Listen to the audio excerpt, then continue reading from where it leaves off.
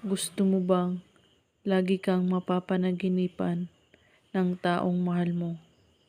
Kahit magka-LDR man kayo, ikaw pa rin ang nasa kanyang isipan araw at gabi. Ang gagawin mo lang dito ay kumuha ka ng isang dahon ng laurel at sulatan mo ito ng pangalan ng target. At pagkatapos, maghanda ka ng isang basong tubig at ilagay mo dito ang dahon ng laurel. At lagyan mo rin ito ng kunting asin. At pagkatapos mo itong maglagyan ng kaunting asin, hawakan mo ang baso at iisipin mo siyang mabuti.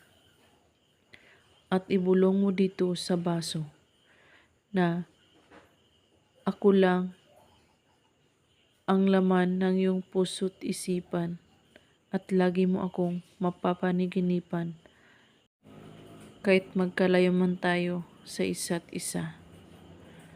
At pwede mo itong dagdagan ng iyong hiling na nanggaling sa iyong puso. At pagkatapos, itago mo ito sa ilalim ng iyong kama na walang makakakita nito. Gawin lang ito sa araw ng Martes at Biyernes na kahit anong oras, basta't buo ang inyong paniniwala sa paggawa at walang ibang iniisip at pagdududa.